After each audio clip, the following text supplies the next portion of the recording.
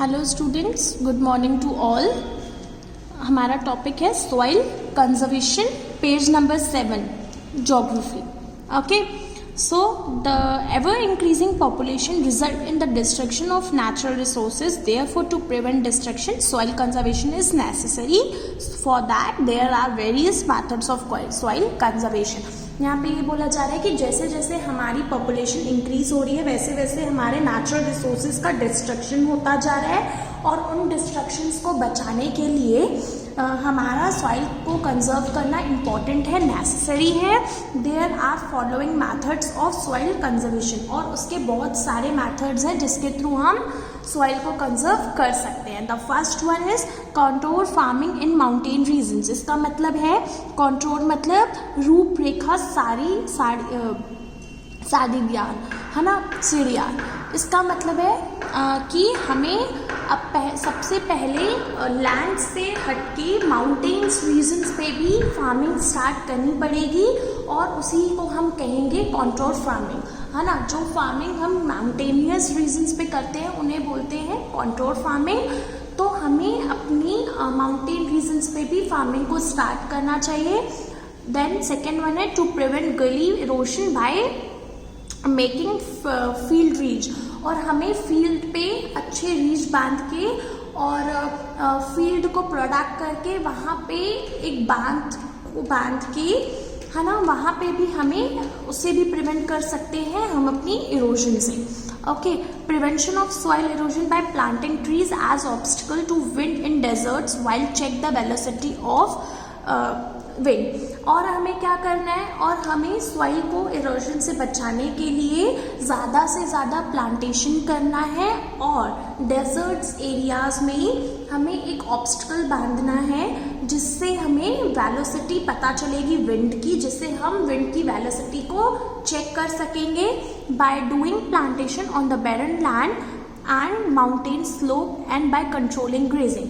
और हम क्या कर सकते हैं, प्लांटेशन ज़्यादा से ज़्यादा करें, है ना। और बंजर लैंड होती है ना, बैरन लैंड मतलब बंजर ज़मीन पे हम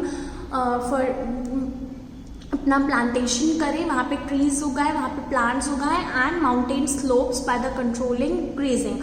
और हमें ये सेम चीज़ कहाँ पे भी करनी है, माउंटेन स्लोप्स पे भी। Okay, bye collecting the running water in mountain slopes and uneven areas, और हमें माउंटेन्स से जो पानी आता है उसे भी कलेक्ट करके रखना चाहिए ताकि वो अनइवन एरियाज पे ना जाए। By developing grazing land in the rural areas, और हमारी जो रूरल एरियाज की लैंड है उसको भी और उपजाऊ बनाना, उसको भी और अच्छी फर्टिलिटी, उसकी भी फर्टिलाइजेशन करना, सो दैट वहाँ पे जो खराब ज़मीन है वो उपजाऊ हो पाए। तो ये सारे मैथड्स थे जिससे हम सॉइल को कंजर्व कर सकते हैं और उसे इरोजन से बचा सकते हैं। Okay student, so our next topic is water. अब जिस तरह से सॉइल नेचुरल रिसोर्स है उसी तरह से हमारा वाटर भी नेचुरल रिसोर्स है, ओके, रिन्यूएबल रिसोर्स है। बट वाटर हम ह्यूमन बींग्स के लिए बहुत ज़्यादा इम्पॉर्टेंट है। और क्यों इम्पॉर्टेंट है, बिकॉज हमारे डेली नीड्स को फुलफ़िल करता है वाटर, हमारी लाइफ को इजी करता है वाटर, इसलिए वाटर हमारे लिए बहुत इम्पॉर्टेंट नेचुरल रिसोर्स है। अब वाटर के सोर्सेज, टाइप्स, डिस्ट्रीब्यूशन और वाटर का कंजर्वेशन हम इस टॉपिक में पढ़ेंगे। ओके, सोर्सेज मतलब आपको पता होगा कि वाटर के सोर्स क्या है, वाटर कहाँ कहाँ से मिलता है। टाइप्स भी पता होगा कैसे टाइप का वाटर होता है। डिस्ट्रीब्यूशन कैसे कैसे कहाँ कहाँ तक वाटर का डिस्ट्रीब्यूशन है। और वाटर कंजर्वेशन मतलब वाटर को हमें कैसे खराब होने से बचाना है ना, पॉल्यूट होने से बचाना है। Water is a valuable resource, it fulfil our basic needs, okay, it is essential for our life on the earth. Water is the main part of bodies of plant and animals. Human body contain of 70% of water. यहाँ पे क्या बताया, water हमारे लिए बहुत ज़्यादा important है क्योंकि वो हमारी डेली नीड्स को फुलफिल करता है। अगर हम अर्थ में आज जी रहे हैं अच्छे से तो वो सिर्फ और सिर्फ वाटर के कारण और प्लांट्स, हमारे ह्यूमन बॉडी के साथ साथ प्लांट्स और एनिमल्स के लिए भी वाटर बहुत ज़्यादा इम्पॉर्टेंट होता है, और हमारी ह्यूमन बॉडी में 70% ऑफ वाटर होता है। So turn the page. There are 4 main sources of water, ठीक है। अब वाटर के 4 मेन सोर्स हैं, that is surface water, ground water, atmospheric water and ocean water. कौन कौन से वाटर के टाइप्स हैं? Surface water, ground water, atmospheric water and ocean water. Okay, the water on the earth surface is derived from precipitation that comes in the form of rain and snowfall। ठीक है, हमारी धरती पे water आता कहाँ से है? हमारी धरती पे वाटर आता है तो वो आता है थ्रू रेन एंड स्नोफॉल से। Okay, most of it flow as run off to ponds and lakes, और ये सारा पानी फ्लो होके आके कहाँ चला जाता है? मिक्स हो जाता है पॉन्ड्स और लेक्स में, नदी और तालाबों में। Large amount of water flow to river from where it flows into the seas and the ocean. ठीक है, सबसे ज़्यादा पानी नदी में ही बहता है, रिवर्स में ही बहता है, और कहाँ पे? सीज एंड माउंटेन्स में, तालाबों में भी, झरनों में। हाँ, some of it percolate into ground as subsurface water, और उसमें से कुछ पानी हमारा अंडरग्राउंड में चला जाता है, जिसे हम सबसरफेस वाटर कहते हैं, अंडरग्राउंड वाटर कहते हैं। Okay, it is also known as underground water. Some of it is lost by evaporation in the atmosphere which is known as atmospheric pressure water. Okay, तो और उसमें से कुछ पानी कहाँ चला जाता है? एवापोरेट हो जाता है। एवापोरेट मतलब वाटर वेपर बन जाता है, जिसे हम एटमॉस्फेरिक वाटर कहते हैं। ठीक है, सरफेस वाटर क्या होता है? जो माउंटेन्स और रेन और स्नोफॉल से आता है हमारे सरफेस पे, उसे कहते हैं सरफेस वाटर। वो कुछ पानी हमारा अंडरग्राउंड चला जाता है, उसे हम बोलते हैं ग्राउंड वाटर, है ना। जो नदी तालाबों में मिक्स हो जाता है उसे हम कहते हैं सरफेस वाटर, है ना। कुछ पानी उसमें से एवेपोरेट हो जाता है ना, और वो कहाँ एवेपोरेट होने के बाद एटमॉस्फेयर में चला जाता है, उसे हम कहते हैं एटमॉस्फेरिक वाटर। अब थोड़ा और डिटेल में हम यहाँ पे अंडर इन दिस टॉपिक पढ़ेंगे, that is surface water. The surface water is available in rivers, ponds and lakes. ठीक है, सरफेस वाटर हमें कहाँ कहाँ मिलेगा? रिवर्स में, पॉन्ड्स में और लेक्स में। Rivers are the main source of surface water in India. Okay, rivers are and its tributaries are found in each and every part of India. ठीक है, हमें हर जगह पे रिवर्स और उसकी ट्रिब्यूटरीज देखने को मिलेंगी। बहुत सारे जगहों पे इंडिया में हमें रिवर्स देखने को मिलती हैं। 3 main river, the Indus, the Ganga and the Brahmaputra carry 60% of total surface water in India। लेकिन सबसे बड़ी जो 3 नदियां हैं वो हैं river Ganga, river Brahmaputra and river Indus. ये तीनों river 60% of total surface water को अपने अंडर कवर करती हैं। Okay, among the major rivers of the world, the Brahmaputra and Ganga are the 8th and 10th place respectively, जिसमें से Indus, Ganga और Brahmaputra 60% water तो रखती ही है टोटल सरफेस वाटर का, लेकिन उसके अलावा ब्रह्मपुत्र और गंगा टोटल इंडिया में 8th और 9th प्लेस पे आती हैं। ओके, उसके बाद है ग्राउंड वाटर।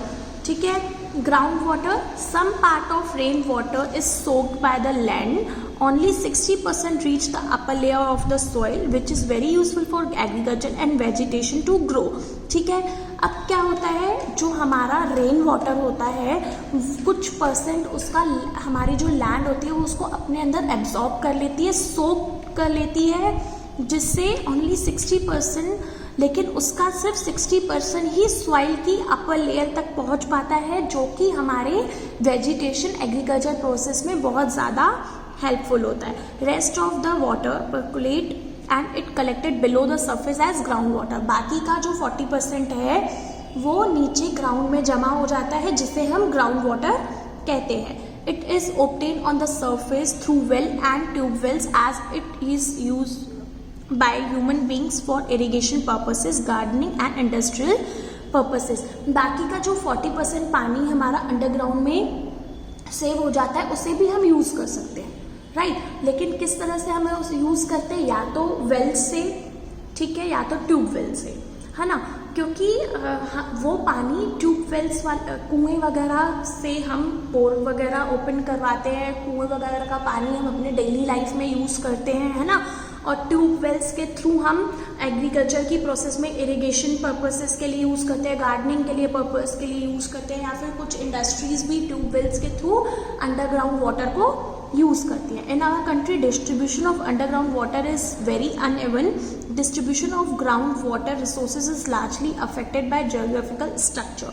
ठीक है, हमारी कंट्री में जो डिस्ट्रीब्यूशन है अंडरग्राउंड वाटर का वो काफ़ी अनइवन है, ठीक है. और जो हमारे जो वाटर के रिसोर्सेज हैं, ग्राउंड वाटर के जो रिसोर्सेज हैं, वो बहुत ज़्यादा हमारे जियोलॉजिकल स्ट्रक्चर को अफेक्ट करते हैं. Physiography and hydrology. The potential of ground water is high in plain areas. ठीक है, जो हमारा ग्राउंड वाटर है उसका जो पोटेंशियल है वो सबसे ज़्यादा हाई प्लेन एरियाज में होता है. जो हमारे कंट्री में, इंडिया में जो प्लेन एरियाज हैं वहाँ पे होता है. Okay, contrary to it, seepage of water is the rocky lands of peninsular India is slow, resulting in low ground water potential in southern areas like Maharashtra, Madhya Pradesh, Tamil Nadu and Karnataka. अब कुछ ये cities या फिर कुछ और states दी हुई हैं, कुछ स्टेट्स जहाँ पे अंडरग्राउंड वाटर काफ़ी ज़्यादा मिलता है, और वहाँ पे कौन कौन से एरियाज में वो मिलता है ये दिया हुआ है, राइट. उसके बाद है atmospheric water. This is the form of water vapour, therefore it is not used. ठीक है, ये हमारा वाटर वेपर है जो कि हम डायरेक्ट यूज नहीं कर सकते. ये एटमॉस्फेरिक वाटर वो वाटर होता है जो हमारा एवेपोरेट होके as a water vapour form में एटमॉस्फेयर में चला जाता है, जिसे हम डायरेक्टली यूज नहीं कर सकते, बट रिसाइकल होके वो रेनफॉल्स के थ्रू हमें मिल जाता है. Ocean water. This type of water is mainly use for transport and fishing industry. Arabian Sea, Bay of Bengal and Indian Ocean are in west, east and south of India respectively. और ocean waters जो हमारे main तीन water oceans हैं, Arabian Sea, Bay of Bengal और Indian ocean, जो कि waste, east और south में है इंडिया के, जो कि सिर्फ और सिर्फ हमारे ट्रांसपोर्ट और फिशिंग के लिए काम आते हैं. ठीक है, देन है uses of water. Water is use for drinking, you know that. ठीक है, cooking, irrigation, power generation, transport, domestic purposes. Domestic purposes में क्या क्या आ जाएगा? क्लीनिंग, है ना, cooking, bathing, recreation etcetera. Major use of water is for irrigation. लेकिन सबसे ज़्यादा वाटर का यूज़ हमें इरिगेशन की प्रोसेस में होता है. We are using water for irrigation since ancient time. There are 3 main sources of irrigation: canals, wells, tubewells and tanks. ठीक है, सबसे ज़्यादा हम यूज़ कहाँ पे करते हैं? सबसे ज़्यादा हम यूज़ करते हैं इनका अपने इरिगेशन की प्रोसेस में. और जो मेन 3 सोर्स हैं जिनके थ्रू हम इरिगेशन की प्रोसेस को करते हैं, that is canals, wells and tubewells and tanks. या तो हम वेल्स खुद करवा लें, वेल्स को डेवलप करा लें, या तो हम ट्यूबवेल्स के थ्रू इरिगेशन करें, या तो फिर हम कुछ टैंक्स बना लें अंडरग्राउंड वाटर पे. ओके, सो हमारा टॉपिक ख़त्म होता है. Thank you.